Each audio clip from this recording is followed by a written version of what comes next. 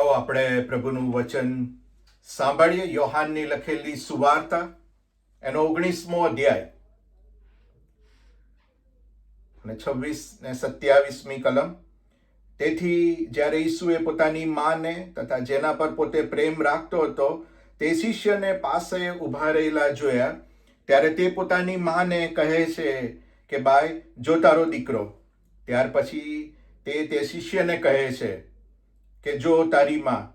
તે જ ઘડીએ તે શિષ્ય તેને પોતાને ઘેર તેડી ગયો. આપણે જે પ્રભુનું વચન સાંભળ્યું, યોહાનની લખેલી સુવાર્તા 19મો અધ્યાય ને 26 ને 27મી કલમ, એમાં જે પ્રભુ ઈસુએ વધસ્તંભ ઉપરથી જે ત્રીજી વાણી જે ઉચ્ચારી એ આપવામાં આવી છે, અને આજે આપણે એની ઉપર રિફ્લેક્ટ કરવા માંગીએ છીએ, એની પર મનન કરવા માંગીએ છીએ, અને પ્રભુના વચનો ઉપરથી આપણે આ દિવસોમાં શીખવાની કોશિશ કરી રહ્યા છીએ. ત્યારે આવો આપણે જોઈએ કે પ્રભુના વચનો આજે આપણને શું શીખવાડે છે. એનો પવિત્ર આત્મા આપણને પ્રભુના વચનો સમજવાને માટે કૃપા આપો. આજની જે વાણી છે એ આપણે સાંભળી યોહાનની લખેલી સુવાર્તા એનો 19મો અધ્યાય અને 25 થી 27 કલમની અંદર છે. અને એમાં પ્રભુ ઈસુ એ વધસ્તંભ ઉપરથી એ વાણી ઉચ્ચારે છે, અને આપણે એનાથી માહિતગાર છે કે પ્રભુ ઈસુ એ વધસ્તંભ ઉપર છે. અત્યારે આપણે જો બેકગ્રાઉન્ડ જોઈએ તો પ્રભુ ઈસુ એ વધસ્તંભ ઉપર છે. થોડાક દિવસો પહેલા લોકો હોસાના હોસાના પ્રભુને નામે જે આવે છે, દાઉદના દીકરા હોસાના પોકારતા હતા, અને અત્યારે હવે પ્રભુ ઈસુ ખ્રિસ્ત એ વધસ્તંભ ઉપર એ જડાયેલા છે. અને આ આખું જે વીક છે આપણે હોલી વીક તરીકે ઉજવીએ છીએ, પરંતુ ખરેખર એ જે વીક હતું એ પ્રભુ ઈસુ ખ્રિસ્તને માટે દુઃખ, તકલીફ અને પીડાથી ભરપૂર હતું. અને એ દરમિયાન પ્રભુ ઈસુ એ બહુ મુશ્કેલીના સમયમાંથી પસાર થાય છે, અને ત્યાં શાસ્ત્ર વચન પૂર્ણ થાય એટલા માટે આપણે જોઈએ છે કે પ્રભુ ઈસુ એ ગીતશાસ્ત્રમાં જે લખેલું છે, ગીતનો ઉલ્લેખ કરે છે ગીતશાસ્ત્ર 22માં. અને ત્યાર પછી આપણે જે યશાયા 53 જે વાંચીએ છીએ, અને એમાં જે પીડિત પ્રભુ ઈસુ ઉપર જે અત્યાચાર ગુજારવામાં આવે છે, અને કેવી રીતે એ નમ્ર શાંતપણે એ દુઃખ અને તકલીફ ભોગવી રહ્યા છે. એ વધસ્તંભ એ જે પ્રબોધકોની જે વાણી છે એ વાણી ત્યાં પૂર્ણ થવાના માટે જઈ રહી છે. શૈતાને પ્રભુ ઈસુ ખ્રિસ્તને પહેલે ટેમ્પ્ટ કરવાની કોશિશ કરી હતી. પ્રભુ ઈસુ જ્યારે વધસ્તંભ પર જતા પહેલા પણ પ્રભુ ઈસુ એ પ્રાર્થના કરે છે. પ્રભુ ઈસુ કહે છે કે બની શકે તો આ પ્યાલો મારાથી દૂર કરો, પરંતુ કહે છે કે આ પ્યાલો તો હું પીવાના માટે આવું છું. જ્યારે એના બે શિષ્યો આવીને કહે છે કે પ્રભુ હું તારે જ્યારે તું તારા રાજ્યમાં જાય ત્યારે હું તારે ડાબે બેસું અને બીજો જમણે બેસું. અને ત્યારે પ્રભુ ઈસુ કહે છે કે જે પ્યાલો હું પીનાર છું, શું એ પ્યાલો તમે પી શકવાના છો?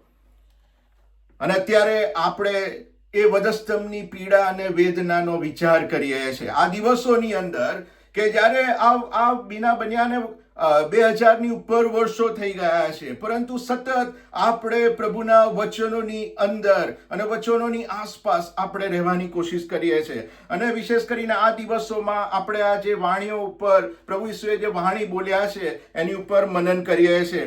ત્યારે એ વધસ્તંભની દુઃખ, પીડા અને આખા અઠવાડિયાની જે એમની જર્ની છે, એમાં ભૂખ્યા, તરસ્યા અને લોકોને જે મેળા એમણે સહન કર્યા, અને જે પબ્લિક હ્યુમિલેશન કહેવાય કે લોકોની ટોળાઓની સામે એ વધસ્તંભ ઉપરથી એમના કપડાં લઈ લેવામાં આવ્યા છે, અને એ જગ્યાએ પ્રભુ ઈસુ ખ્રિસ્ત એ ઊભા છે. અને પ્રભુ ઈસુ પાસે આના સિવાય કોઈ વિકલ્પ છે નહીં, કારણ કે એ તમારા ને મારા પાપોને માટે પ્રભુ ઈસુ ખ્રિસ્ત એ આ પૃથ્વી પર આવ્યા હતા. અને જ્યારે એ દુઃખ અને તકલીફમાં હોય છે, ત્યારે એ આ સમયની અંદર પણ પ્રભુ ઈસુ ખ્રિસ્ત એ વધસ્તંભ ઉપરથી જુએ છે. અને ત્યાં વધસ્તંભ ઉપરથી જ્યારે જુએ છે ત્યારે પોતાનો શિષ્ય યોહાન ત્યાં ઊભો રહેલો દેખાય છે અને ત્યાં એક જ શિષ્યનું નામ આપવામાં આવ્યું છે અને કહે છે કે યોહાનનું ત્યાં નામ આપવામાં આવ્યું છે કે યોહાન ત્યાં ઊભો હોય છે અને બીજી વ્યક્તિ પ્રભુ ઈસુ ખ્રિસ્ત જુએ છે. ત્યાં ઘણી બધી સ્ત્રીઓ હતી, પરંતુ ત્યાં પ્રભુ ઈસુ જુએ છે કે એની માતા મરિયમ પણ ત્યાં ઊભી છે. અને તમે એક સેકન્ડ માટે તમે વિચારો કે તમે મરણ પથારીએ છે, તમે થોડા કલાકમાં તમારો શ્વાસ છોડી દેવાનાર છો અને વધસ્તંભની જે પીડા છે એ ધીરે ધીરે માણસ એ દુઃખ અને તકલીફમાં રીબાઈને પીડાઈને એ મૃત્યુ પામે છે કે જ્યારે એના શરીરમાંથી લોહી વહી જાય છે અને એ દુઃખ અને પીડામાં જ્યારે વધસ્તંભ પર ઊભા છે ત્યારે એમને પૃથ્વી ઉપર જે માતાએ જન્મ આપ્યો હતો એ માતાનો એમને વિચાર આવે છે કે જે માતા એમની સામે ત્યાં ઊભી છે. અને આપણે યોહાનની જો સુવાર્તામાં જોઈએ તો ત્યાં લખ્યું છે કે શબ્દ સદે થઈને આપણામાં વસ્યો. એટલે કે પ્રભુ ઈસુ ખ્રિસ્ત એ આ પૃથ્વી ઉપર માતા મરિયમની પેઠે એમણે જન્મ લીધો અને એ તમારા ને મારા માટે કે દેવનું આ પૃથ્વી ઉપર આવવું એ તમારા ને મારા માટે સારું હતું. પરંતુ જો પ્રભુ ઈસુનો એ નેચર જોઈએ કે પ્રભુ ઈસુને હંમેશા લોકોની દુઃખ, પીડા અને તકલીફ એમનાથી જોવાતી નહોતી. પ્રભુ ઈસુ એ જ્યારે મરિયમની સામે જુએ છે ત્યારે એમને વિચાર આવે છે કે હવે પછી શું. અને એક મોટા દીકરા તરીકે જ્યારે આ પૃથ્વી ઉપર જન્મ લે છે ત્યારે એક મોટા દીકરા તરીકે એ પોતાની ફરજ સમજીને અને જે નિયમ આપવામાં આવ્યો હતો એ નિયમ પ્રમાણે એ પોતાની માતાની વ્યવસ્થા કરવા માગે છે. પણ એટ ધ સેમ ટાઈમ આપણે થોડીક ક્ષણો સૌપ્રથમ મરિયમ ઉપર જોઈએ, ત્યાર પછી આપણે યોહાન ઉપર જોઈએ અને ત્યાર પછી આપણે ફરીથી પ્રભુ ઈસુ ખ્રિસ્ત ઉપર જોઈએ. મરિયમ કે જેણે પ્રભુ ઈસુને જન્મ આપ્યો હતો, જ્યારે ગેબ્રિયલ દૂત આવી અને મરિયમને કહે છે કે તને એ દીકરો થશે અને એનું નામ તું ઈસુ પાડશે અને તે મહાન બનશે, તે પરાત્પરનો દીકરો કહેવાશે, એનું રાજ્યકાળ એ સર્વકાળ ટકશે. અને મરિયમે સૌથી પ્રથમ એણે આધીનતા બતાવી અને મરિયમે સ્વીકાર્યું કે હા, હું તૈયાર છું, તારા કહેવા પ્રમાણે મને થાવ.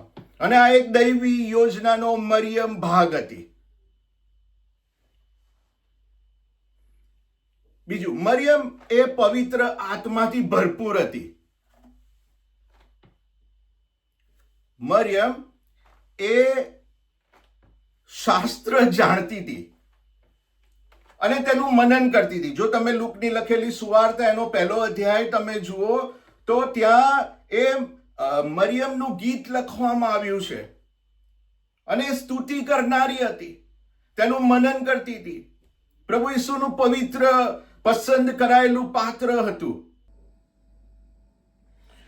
પરંતુ મરિયમ એ જાણતી હતી કે એના દીકરાને, એના પોતાના જીવને તલવારથી વીંધી નાખવામાં આવનાર છે. જ્યારે મરિયમ એ મંદિરમાં જાય છે ત્યારે ત્યાં સિમિયોન નામનો એક માણસ હોય છે કે જે સિમિયોન નામનો માણસ કે જે ધાર્મિક હોય છે, જે પવિત્ર આત્માથી ભરપૂર હોય છે. એ પ્રભુ ઈસુ એ મરિયમને કહે છે કે તારા દીકરાને, એના જીવને તલવારથી વીંધી નાખવામાં આવશે, એને મારી નાખવામાં આવશે. અને મરિયમ એ જાણતી હતી, પ્રથમથી મરિયમ એ જાણતી હતી. પરંતુ મરિયમને હજી એની સમજણ નહોતી. જ્યારે પ્રભુ ઈસુ એ 12 વર્ષના હોય છે અને એને મંદિરે લઈ જાય છે ત્યારે પ્રભુ ઈસુ એ પાછળ રહી જાય છે અને ત્યારે પ્રભુ ઈસુને સમજી શકતી નથી. એ જ રીતે યોહાનની સુવાર્તામાં મરિયમનો ઉલ્લેખ ફક્ત 2 વખત કરવામાં આવ્યો છે. એક જ્યારે કાના ગામમાં લગ્ન હોય છે ત્યારે, અને બીજી વખત કે જ્યારે પ્રભુ ઈસુ એ વધસ્તંભે હોય છે ત્યારે એ વધસ્તંભની પાસે એ મરિયમ ત્યાં એના વિશે લખવામાં આવ્યું છે. જ્યારે પ્રભુ ઈસુ એ આનંદના પ્રસંગમાં હોય છે, કાના ગામમાં લગ્નમાં પ્રભુ ઈસુની માતા ત્યાં હોય છે અને એના શિષ્યો ત્યાં હોય છે, અને જ્યારે એમને ત્યાં ઇન્વાઇટ કરવામાં આવે છે ને ત્યારે ત્યાં દ્રાક્ષારસ ખૂટી જાય છે. ત્યારે મરિયમ પોતાના દીકરાને પ્રભુ ઈસુને આવીને કહે છે કે દ્રાક્ષારસ ખૂટી ગયો છે. ત્યારે પ્રભુ ઈસુ કહે છે કે મારો સમય હજી આવ્યો નથી. પરંતુ મરિયમ જાણતી હતી કે એક દિવસ એવો આવશે કે જ્યારે પોતાના દીકરાને એ મરણની વેદના સુધી એ જોશે. એ સમય એ આવશે. શરૂઆતમાં મરિયમ નહોતી સમજી શકતી, પરંતુ બાઇબલની અંદર, નવા કરારની અંદર પ્રભુ ઈસુએ પબ્લિકલી 4 વખત કીધું છે, ઘણી વખત કીધું છે કે પોતાના મરણ માટેની એ આગાહી કરે છે.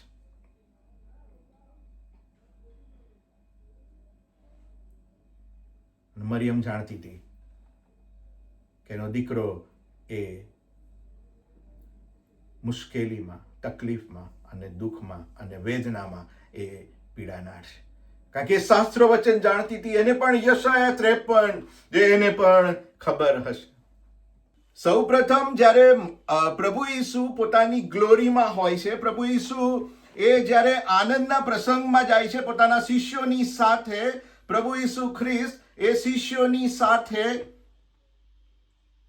એ લગ્નમાં જાય છે, કાના ગામે લગ્નમાં જાય છે, ત્યારે મરિયમ કહે છે, ત્યાં જુએ છે કે દ્રાક્ષરસ ખલાસ થઈ ગયો છે, અને ત્યારે મરિયમ આવીને પોતાના દીકરા પ્રભુ ઈસુ ખ્રિસ્તને કહે છે. ત્યારે પ્રભુ ઈસુ કહે છે કે હજી મારો સમય હજી આવ્યો નથી. આ મરિયમ કે જેને ખબર હતી કે મારા દીકરાને આગળ શું થનાર છે.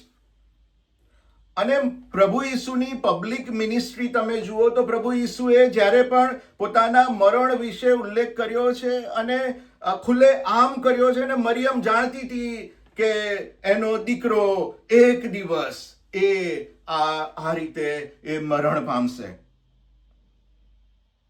મરિયમ એ પોતાના દીકરાને એ પુષ્કળ પ્રેમ કરતી હોય છે. તમે પૃથ્વી ઉપરની માતા તમે જુઓ, એ પ્રથમ જનિત એનો દીકરો હોય છે, અને એ સમયે ત્યાં મરિયમ હાજર હોય છે, અને એ પ્રભુ ઈસુને નિહાળે છે. તમે વિચાર કરો કે એના માટે એમના હૃદય ઉપર, માતા મરિયમના હૃદય ઉપર શું વીતતું હશે. પણ એ તમારા અને મારા માટે એ દુઃખ અને પીડા, એમને ખબર હતી કે દુઃખ અને પીડા એ વધસ્તંભ ઉપર પ્રભુ ઈસુ ભોગવી રહ્યા છે, એ દરેકના પાપો માટે હતા, ઇન્ક્લુડિંગ મરિયમના પાપોને માટે.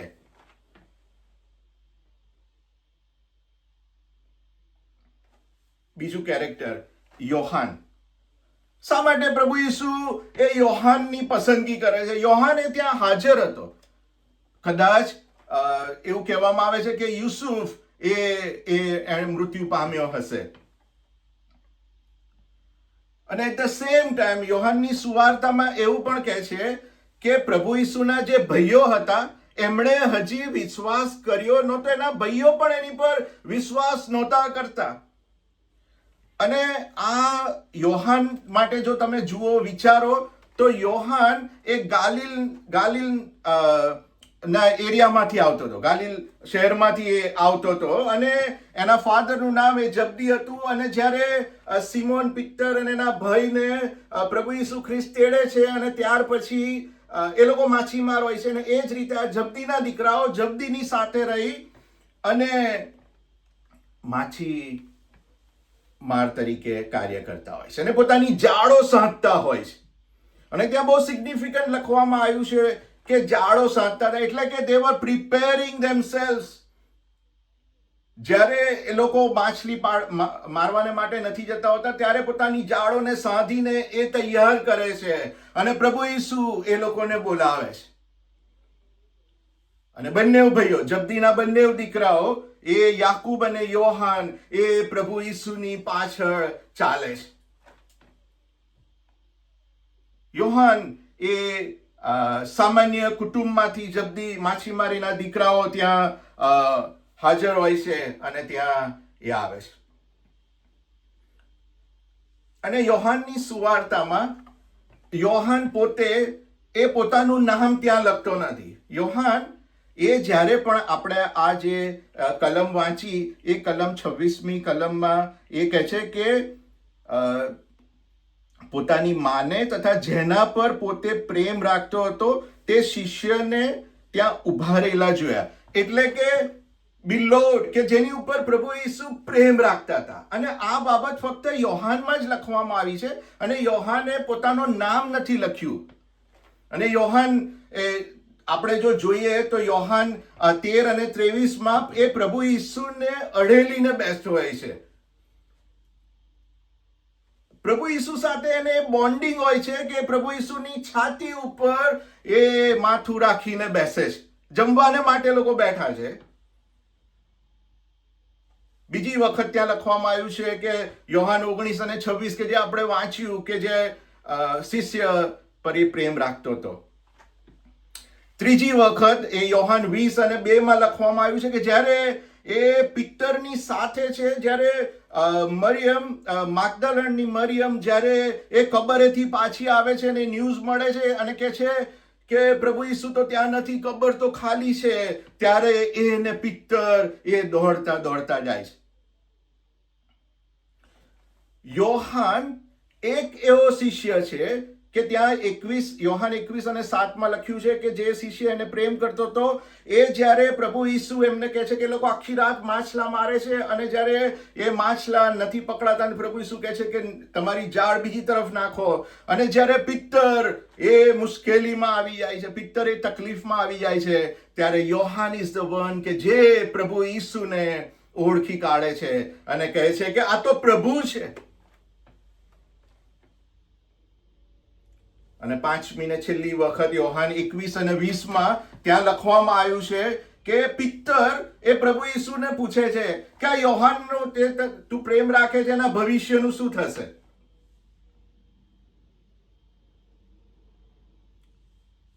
આ યોહાન કે જે પ્રભુની સાથે ક્લોઝ હતો, પ્રભુનું જે ઇનર સર્કલ કહેવાય, જે ડિસાઇપલ્સમાં જે પ્રભુ ઈસુનું જે ઇનર સર્કલ હતું, એ યોહાન એની અંદર એ સામેલ હતો. જ્યારે પ્રભુ ઈસુ એ અધિકારીની દીકરીને સાજી કરે છે, ત્યારે ત્યાં સિમોન પિત્તર એટલે યાકૂબ અને યોહાન 3 જણાને જ પ્રભુ ઈસુ ત્યાં રહેવામાં દે છે, અને પ્રભુ ઈસુ એ દીકરીને મરણમાંથી જીવતી કરે છે. આ યોહાન, જ્યારે પ્રભુ ઈસુનું રૂપાંતરણ થયું, ત્યારે પ્રભુ ઈસુની જોડે એ ત્યાં 3 શિષ્યોની જોડે એ યોહાન એ હાજર હોય છે. આપણે જોઈએ છે કે આ બાજુ મરિયમનો પ્રેમ અને આ બાજુ પ્રભુ ઈસુનો પ્રેમ, યોહાન માટેનો, એના ઇનર સર્કલ માટેનો. અને જ્યારે પ્રભુ ઈસુ એ દુઃખની વેળામાં હોય છે, જ્યારે પ્રભુ ઈસુ એમને દુઃખ સહન નથી થતું, એ પ્રાર્થના કરવાને માટે જાય છે, ત્યારે ગેથસેમાની વાડીમાં પણ યોહાન એ હાજર હોય છે. અને ત્યારે પ્રભુ ઈસુ કહે છે કે જાગતા રહો અને પ્રાર્થના કરો. યોહાન બહુ જ એમની નજદીક, એમની સાથે, એમની બહુ જે આપણે કહી શકીએ કે જે એમની બહુ જ અંગત એવા સમયની અંદર જ્યારે પ્રભુ ઈસુનું રૂપાંતરણ થાય છે ત્યારે, અને જ્યારે દુઃખમાંથી પસાર થાય છે, અને પ્રભુ ઈસુ જ્યારે મિરેકલ કરે છે, ત્યારે યોહાન એમની સાથે હોય છે. યોહાન એક એવો ડિસાઇપલ હતો કે પ્રભુ ઈસુએ એને બહુ જ નજદીકથી જોયો હશે, એણે નિહાળ્યું હશે. મેં ક્યાંક એવું પણ વાંચ્યું હતું કે યોહાન એ ઉંમરમાં પણ નાનો હતો, અને યોહાનને એ પોતે પોતાની માની જવાબદારી સોંપે છે. જસ્ટ ઇમેજિન કે માણસ મરી રહ્યું છે અને એને પોતાના પોતાની માતાનો વિચાર આવે છે કે yes, who is going to look after. So મરિયમનું કેરેક્ટર આપણે જોયું.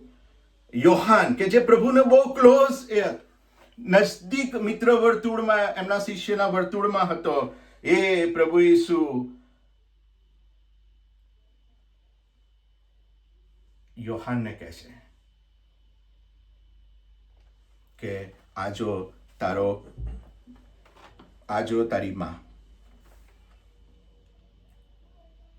એવું પણ લખવામાં આવ્યું છે કે ત્યાં ક્રૂસની આજુબાજુ બધી સ્ત્રીઓ હતી, એમાં કોઈ એક જગ્યાએ એવું પણ કહેવામાં આવ્યું છે કે ત્યાં સલોમી કરીને એક સ્ત્રી હતી, અને કહેવાય છે કે જબ્દીની પત્ની હતી. કદાચ યોહાનની માતા પણ ત્યાં હાજર હતી. પ્રભુ ઈસુના જીવનના સમય દરમિયાન મરિયમ તો સાથે હતી, પરંતુ ઘણી બધી સ્ત્રીઓ એ સાથે હતી કે જે પ્રભુની સુવાર્તામાં અને એમની સેવામાં લાગુ રહેતી હતી. એવું બાઇબલ કહે છે. લુકની લખેલી સુવાર્તામાં છે, અને યોહાનમાં પણ એ છે કે ત્યાં સ્ત્રીઓ એની સેવામાં ત્યાં હતી, હાજર રહેતી હતી. વાલાઓ, આ માતા, પ્રભુ ઈસુ ખ્રિસ્ત અને યોહાન. અને હવે પ્રભુ ઈસુને એ વિશ્વાસ બેસે છે કે યોહાનને હું મારી માતાની જવાબદારી આપવાનો છું. This is my last will and testament. જ્યારે માણસ મરી રહ્યો હોય ત્યારે એ પોતાની છેલ્લી જે વસિયત છે, પોતાની જે છેલ્લી ખ્વાહિશ છે, એ પોતાની વિલ એ જાહેર કરે છે કે મારી માં, એનું ધ્યાન એ મારો શિષ્ય યોહાન છે એ રાખશે. પોતાના ભાઈઓ નહીં, એના બીજા દીકરાઓ નહીં. અને આ પ્રભુ ઈસુનું કેરેક્ટર છે કે જે આપણે શીખી શકીએ છીએ કે પોતાની યાતના, પોતાની પીડામાં પણ એમણે પોતાની માતાનું ધ્યાન રાખ્યું.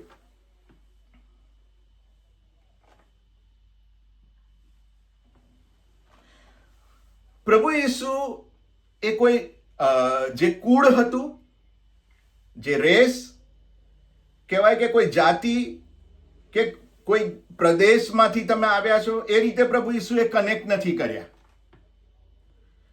પ્રભુ ઈસુએ હંમેશા, તમે જુઓ કે જ્યારે પ્રભુ ઈસુના શિષ્યો ત્યાં બેઠા હોય છે અને એના ભાઈ, એની માતા અને એના ભાઈઓ એને મળવાને માટે આવે છે, એમને કંઈક વાત કરવી હોય છે, ત્યારે પ્રભુ ઈસુ કહે છે કે મારું કુટુંબ કોણ છે? કે મારું કુટુંબ એ છે કે જે મારા બાપના કયા પ્રમાણે કરે છે, કે જે મારા બાપની ઈચ્છા પ્રમાણે કરે છે, એ મારું કુટુંબ છે. તમે વિચાર કરો કે પોતાની સગી માં, એ જેને જન્મ આપ્યો, એ બહાર આવીને ઊભી છે, એના ભાઈઓ આવીને ઊભા છે, અને પ્રભુ ઈસુ કહે છે કે જે પ્રભુ કહે છે કે જે બાપની ઈચ્છા, માથી 12:48 ને 50 લખ્યું છે કે જે મારા બાપની ઈચ્છા પ્રમાણે કરે છે, તે જ મારો ભાઈ અને એ જ મારા કુટુંબીજનો છે, એ જ મારી માં છે. પ્રભુ ઈસુ એ જવાબદારી એ યોહાનને આપે છે. આપણે શું શીખી શકીએ? પ્રભુ ઈસુ કે જે પ્રભુ ઈસુ કહે છે કે નિયમશાસ્ત્ર અને પ્રબોધકોની વાતોને હું નાશ કરવા માટે આવ્યો છું એવું નહીં, પણ એને પૂર્ણ કરવાના માટે આવ્યો છે. આપણે જોઈએ છે કે બધી પ્રોફેસી પ્રભુ ઈસુમાં પૂર્ણ થઈ, પરંતુ એટ ધ સેમ ટાઈમ પ્રભુ ઈસુ ખ્રિસ્ત કે જે નિયમ હતો, જે આજ્ઞાઓ આપવામાં આવી હતી, અને એ આજ્ઞાઓમાં ત્યાં લખ્યું છે કે છે કે તારી માનું તથા તારા બાપનું તથા તારી માનું તું સન્માન કર. નિર્ગમનમાં એ નિયમ આપવામાં આવ્યો હતો કે જો તારો દેવ યહોવા જે દેશ તને આપે છે તેમાં તારું આયુષ્ય દીર્ઘ થાય. અને પ્રભુ ઈસુ એ પોતાની જે જવાબદારી છે એ ક્રોસ ઉપરથી પણ, એ વધસ્તંભ ઉપરથી પણ પોતાની જવાબદારી મૂકી દેવા માંગતા નથી. જે નિયમ આપવામાં આવ્યો છે એ નિયમને એ પૂર્ણ કરે છે. એક જે સિસ્ટમ હતી કે મોટા દીકરા તરીકે એ પોતાની માની જવાબદારી લે છે. જ્યારે કે એના ભાઈઓ અત્યારે પ્રભુમાં વિશ્વાસ નથી કરતા, પરંતુ પ્રેરિતોના કૃત્યોમાં એના પહેલા અધ્યાયમાં લખવામાં આવ્યું છે કે આ જ ભાઈઓ, એના ભાઈઓ, એ ત્યાં લખવામાં આવ્યું છે કે ત્યાં એક ચિત્તે મરિયમ અને એના ભાઈઓ એક ચિત્તે એ ત્યાં પ્રાર્થનામાં લાગુ રહેતા હતા. જીવન બદલાઈ ગયા. પ્રભુ ઈસુના મરણ પછી એમના જીવનો બદલાઈ ગયા. પ્રભુ ઈસુ એ જવાબદારી એ યોહાનને સોંપે છે. વાલાઓ, આજે આપણે મનન કરવા માંગીએ છીએ કે પ્રભુ ઈસુએ એ વધસ્તંભ ઉપરથી એક નવું કુટુંબ ઊભું કર્યું, એક નવો સંબંધ ઉભો કર્યો. અને ત્યાર પછી તમે જુઓ તો મંડળીની અંદર જે શરૂઆતની મંડળી હતી, એ મંડળીની અંદર બધા પોતપોતાનું વેચીને જેમની પાસે નહોતું એમને આપવામાં અને સેવા કરવામાં, અને બધા સાથે રહી અને પ્રાર્થના કરે છે, સાથે રહીને સંગતમાં રહે છે, રોટલી ભાગે છે, અને સગળું એ લોકો એ સાથે રહીને કરે છે. આ પ્રભુ ઈસુના મરણ પછી એક નવી કમ્યુનિટી, નવું કુટુંબ ઊભું થાય છે. બીજી બાબત કે આપણે નવું કુટુંબ એ પ્રભુ ઈસુના વધસ્તંભ ઉપર કરારનું કુટુંબ, એટલે કે જે આપણે મંડળી તરીકે આપણે બધા સાથે છીએ, મંડળી તરીકે આપણે એકબીજા ઉપર પ્રેમ રાખીએ છીએ. એ કુટુંબ એ પ્રભુ તરફથી તૈયાર કરવામાં આવ્યું છે. અને એટલા માટે પાઉલ બહુ સુંદર રીતે એને વર્ણવે છે કે પ્રભુ ઈસુ ખ્રિસ્ત એ મંડળીનું શિર છે ને આપણે એના અવયવો છે. તમે ને હું એક વધસ્તંભ ઉપર જે નવું કુટુંબ બન્યું, એ નવા કુટુંબના તમે ને હું ભાગીદાર છે. આપણે એકબીજાની કેર કરવાની છે. અને પ્રભુ ઈસુ જે નવી આજ્ઞા આપે છે એ કહે છે કે તમારે એકબીજા ઉપર પ્રેમ રાખવાનો છે. અને જ્યારે તમે એકબીજા ઉપર પ્રેમ રાખશો ત્યારે લોકો જાણશે કે તમે મારા શિષ્યો છો. પ્રભુ ઈસુ એ યોહાનને સોંપે છે એ જવાબદારી પ્રેમ કરવાની, પોતાની માતાની કેર કરવાની. ત્રીજું, એ વધસ્તંભ ઉપરથી આપણે શું પ્રભુ ઈસુ જેવી અનુકંપા અનુભવી શકીએ છીએ? જ્યારે આપણે મુશ્કેલીમાં હોઈએ છીએ, જ્યારે આપણે તકલીફમાં હોઈએ છીએ, શું ત્યારે આપણે એ બતાવી શકીએ છીએ, even in a practical way?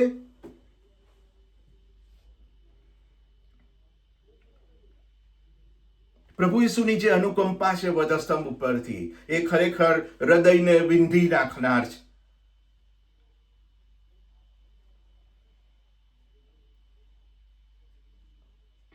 પ્રભુ ઈસુ કહે છે કે હું ઉત્તમ ઘેટા પાળક છું, અને ઉત્તમ ઘેટા પાળક એ પોતાના ઘેટાના માટે પ્રાણ આપે છે.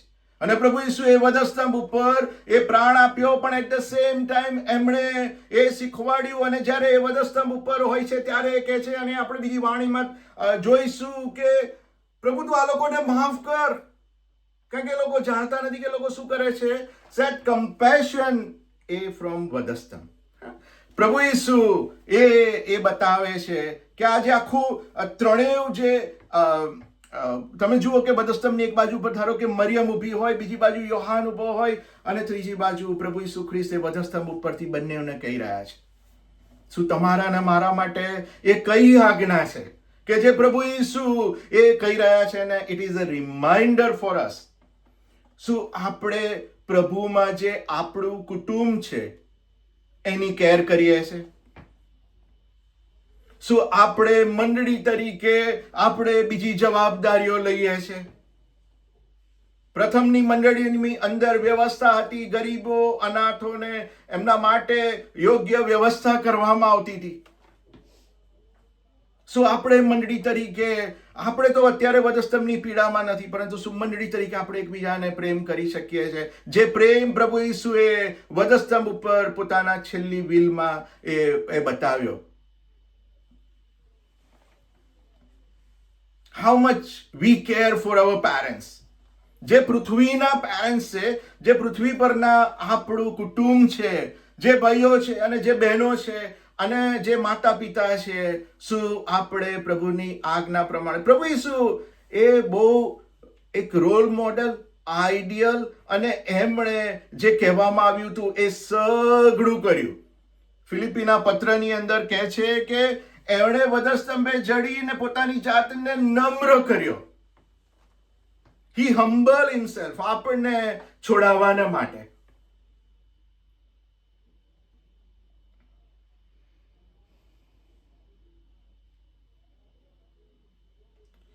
અમેરિકામાં થોડાક વર્ષો પહેલા એક જાહેરાત આવતી હતી રાત્રે, કે જે રાત્રે 10 વાગે એ જાહેરાત આવતી હતી. અને ત્યારે એ જાહેરાતની અંદર કહેતા હતા કે પેરેન્ટ્સને પૂછતા હતા કે do you know where are your children right નાઉ.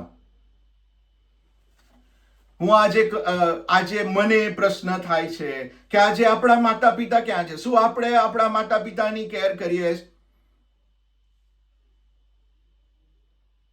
આ વધસ્તંભની પીડા અને આ વધસ્તંભ ઉપરથી જે બન્યું, એકબીજાને જે જવાબદારી સોંપવામાં આવી, અને કહે છે કે પછી યોહાન એની માને લઈને ત્યાંથી, એ શિષ્ય એની માને લઈને ત્યાંથી એ ચાલ્યો ગયો, એને ઘરે લઈ ગયો. શું આપણે આપણા માતા પિતાની કેર કરીએ છીએ? જ્યારે હું માતા પિતા કહું છું ત્યારે હું બંને પક્ષનાને કહું છું. જે લોકો પરિણીત છે, કુટુંબીજનો છે, હું બધાને કહું છું કે આજે આપણે આની ઉપર રિફ્લેક્ટ કરી શકીએ, મનન કરી શકીએ કે પ્રભુ તું મને કૃપા આપ કે હું ક્યાં છું મારા સંબંધોમાં. અને જે પ્રેમ કરવાની વાત છે અને પ્રભુ ઈસુની જે આજ્ઞા છે, એ આપણે, પ્રભુ ઈસુ આપણને કૃપા આપે કે આપણે એને સમજી શકીએ. જે વધસ્તંભ ઉપરથી જે દૈવી નવું કુટુંબ બનાવવામાં આવ્યું, મંડળીના સંદર્ભની અંદર, હું આશા અને પ્રાર્થના કરું છું કે આપણે મંડળીની અંદર એકબીજાને પ્રેમ કરનારા બનીએ. અને જે નવું કુટુંબ છે, જે કરારનું કુટુંબ છે, એ વધસ્તંભના કરાર સાથે, એ વધસ્તંભ ઉપરથી એ કરાર કરવામાં આવ્યો પ્રભુ ઈસુ ખ્રિસ્ત, યોહાન અને એમની માતા સાથે. એ જ કરાર પ્રભુ ઈસુએ આપણા માટે કર્યો છે. શું આપણને પ્રભુ ઈસુએ કોઈ જવાબદારી સોંપી છે? તો આજે એ દિવસ છે કે આપણે એ વિશ્વાસુપણે એ જવાબદારી નિભાવીએ, એકબીજાને પ્રેમ કરીએ, એકબીજાનો ભાર ઉંચકીએ. અને પ્રભુ ઈસુ આપણને કૃપા આપે. પ્રભુ ઈસુનો પવિત્ર આત્મા, પ્રભુ ઈસુએ આપણને એકલા મૂક્યા નથી. પ્રભુ ઈસુએ આપણને અનાથ મૂક્યા નથી. પ્રભુ ઈસુએ કીધું કે હું જઉં છું, પરંતુ હું સંબોધક, સત્યનો આત્મા, પવિત્ર આત્મા તમારા માટે મોકલી આપીશ. અને પવિત્ર આત્મા એ તમારા અને મારા માટે છે, કે જે આપણને આપણી નિર્બળતામાં સહાય કરે છે, જે આપણને પ્રાર્થના કરતા શીખવે છે, જે સત્યનો આત્મા છે, કે જે આપણને સત્ય સમજાવે છે અને શીખવાડે છે. મરિયમ જાણતી હતી કે એનો દીકરો એક દિવસ એ વધસ્તંભે ચડાનાર છે, એ મરણ પામશે, એ મસીહા કહેવાશે, એ પરાત્પરનો દીકરો કહેવાશે, એ મહાન કહેવાશે. But at what cost? કે જે પોતાની સામે, પોતાની આંખોની સામે એ પોતાના દીકરાને એ મરતો જોશે. It is hard, it is painful, પરંતુ એ સગળું તમારા અને મારા માટે કે છે કે શાસ્ત્ર વચન પૂર્ણ થાય એટલા માટે.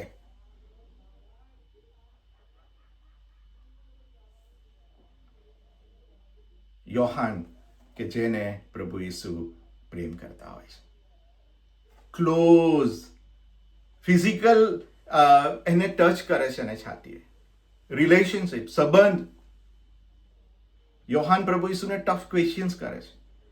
અને હું આજે હવે અત્યારે આપણને હું એક બાબતને માટે કહી રહ્યો છું કે આ વાણી દ્વારા પ્રભુ ઈસુએ આપણા સંબંધો મંડળીના સંદર્ભમાં સ્થાપિત કર્યા છે.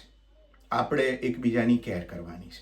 કુટુંબ તરીકે, આપણે ખ્રિસ્તી કુટુંબ તરીકે આપણે એકબીજાની કેર કરવાની છે. અને પ્રભુ ઈસુ આપણને એ કૃપા આપો. આવો આપણે નાની પ્રાર્થના કરીએ. પવિત્ર પ્રભુ, અમે અત્યારે તમારો આભાર માનીએ છીએ આ સમયને માટે. પ્રભુ, આ વચનો સમજવાને માટે તમે અમને કૃપા આપો.